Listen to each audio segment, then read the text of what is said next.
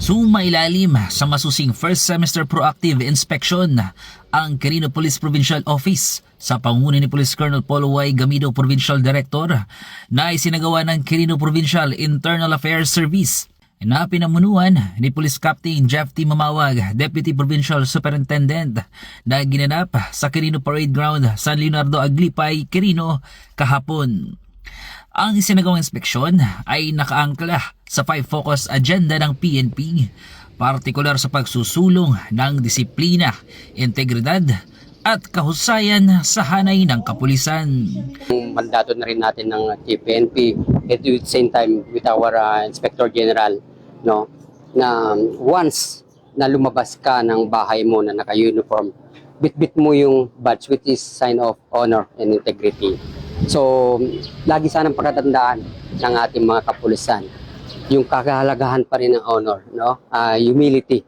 Labas na ng kanilang bahay, bilang pulis, meron silang mandato, moral obligation sa ating mga komunidad.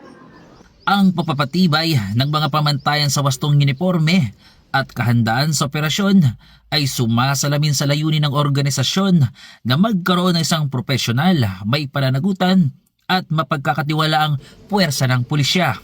Sa ganitong paraan, na ipapakita ng Quirino PPO ang kanilang aktibong pakikiisa sa mga reforma ng PNP tungo sa mas epektibo at makataong pagpapatupad ng batas.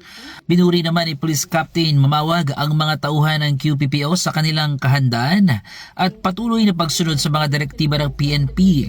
Aniya, pagsunod sa mga lituntunin na hindi lamang simpleng pagtupad sa tungkulin, kundi isang mahalagang hakbang sa pagpapatibay ng tiwala, hindi lamang ng Quirino Valley Cops, kundi sa buong hanay ng PNP.